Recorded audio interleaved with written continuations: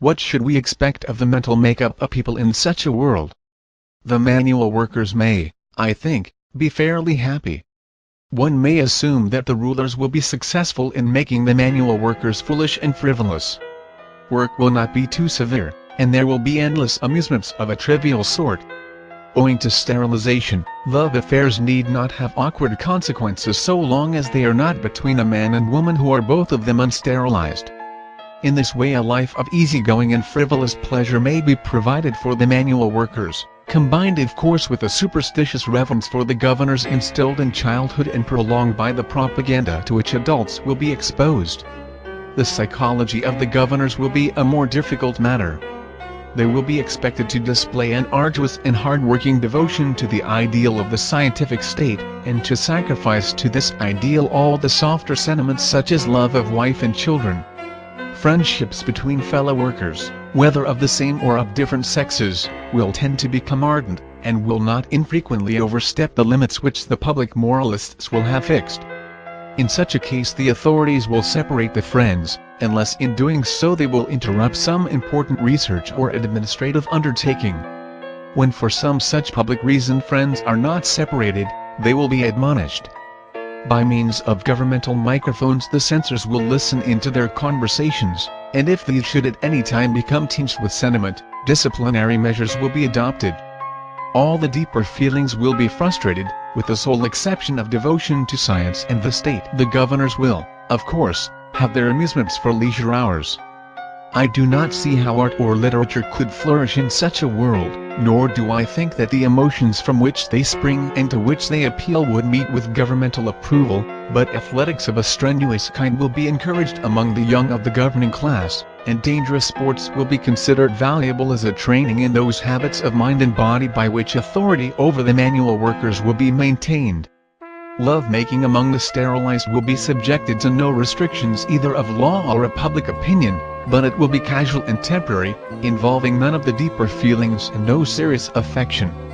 Persons suffering from unendurable boredom will be encouraged to ascend Mount Everest or fly over the South Pole, but the need for such distractions will be regarded as a sign of mental or physical ill health. In such a world, though there may be pleasure, there will be no joy. The result will be a type displaying the usual characteristics of vigorous ascetics. They will be harsh and unbending, tending towards cruelty in their ideals, and their readiness to consider that the infliction of pain is necessary for the public good. I do not imagine that pain will be much inflicted as punishment for sin, since no sin will be recognized except in subordination and failure to carry out the purposes of the state. It is more probable that the sadistic impulses which the asceticism will generate will find their outlet in scientific experiment. The advancement of knowledge will be held to justify much torture of individuals by surgeons, biochemists, and experimental psychologists. As time goes on, the amount of added knowledge required to justify a given amount of pain will diminish, and the number of governors attracted to the kinds of research necessitating cruel experiments will increase. Just as the sun worship of the Aztecs demanded the painful death of thousands of human beings annually, so the new scientific religion will demand its holocausts of sacred victims. Gradually the world will grow more dark and more terrible. Strange perversions of instinct will first lurk in the dark corners and then gradually overwhelm the men in high places. Sadistic pleasures will not suffer the moral condemnation that will be meted out to the softer joys, since, like the persecutions of the Inquisition, they will be found in harmony with the prevailing asceticism. In the end such a system must break down either in an orgy of bloodshed or in the rediscovery of joy. Such at least is the only ray of hope to lighten the darkness of these visions of Cassandra, but perhaps in permitting this ray of hope we have allowed ourselves to yield to a foolish optimism. Perhaps by means of injections and drugs and chemicals the population could be induced to bear whatever its scientific masters may decide to be for its good. New forms of drunkenness involving no subsequent headache may be discovered, and new forms of intoxication may be invented so delicious that for their sakes these are possibilities in a world governed by knowledge without love, and power without delight.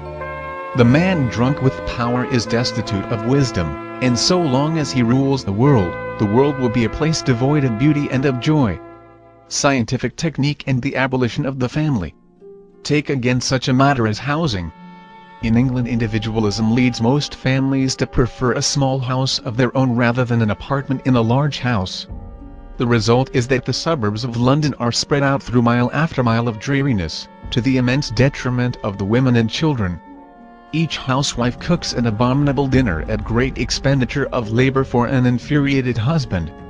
The children, when they come home from school, or while they are too young to go to school, find themselves cooped up in small stuffy premises where either they are a nuisance to their parents or their parents are a nuisance to them.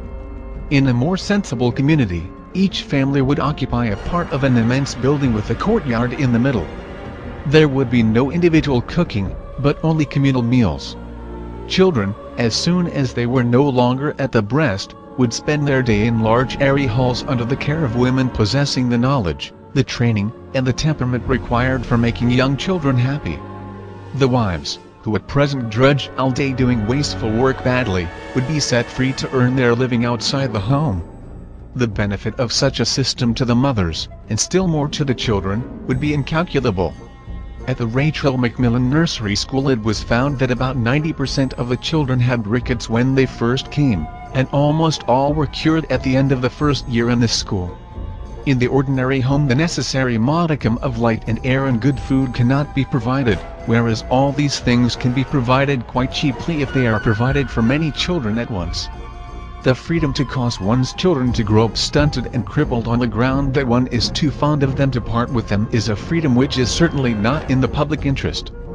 This very same idea was put into action by Mao Zedong and the Communist Chinese during their Great Leap Forward. This was another step towards creating a truly global scientific society. The below quote is from historian Carroll Quigley in his 1966 book Tragedy and Hope: A History of the World in Our Time. The third stage of agrarian reform, constituting the basic feature of the Great Leap Forward, merged the 750,000 collective farms into about 26,000 agrarian communes of about 5,000 families each. This was a social rather than simply an agrarian revolution, since its aims included the destruction of the family household and the peasant village. All activities of the members, including child rearing, education, entertainment, social life, the militia, and all economic and intellectual life came under the control of the commune. In some areas the previous villages were destroyed and the peasants were housed in dormitories, with communal kitchens and mess halls, nurseries for the children, and separation of these children under the commune's control and isolation from their parents at an early age. One purpose of this drastic change was to release large numbers of women from domestic activities so that they could labor in fields or factories. In the first year of the Great Leap Forward, 90 million peasant women were relieved of their domestic duties and became available to work for the state.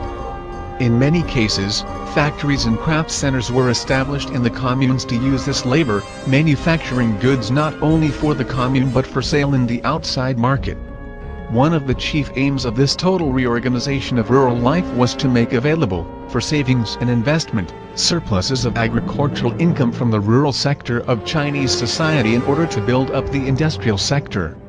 The regime estimated that it could reverse the previous division of agricultural incomes, under which 70% was consumed by the agricultural population and only 30% was available to the non-agricultural sectors of Chinese society. At the same time, it was expected that the communes would totally shatter the resistant social structure of Chinese society, leaving isolated individuals to face the power of the state.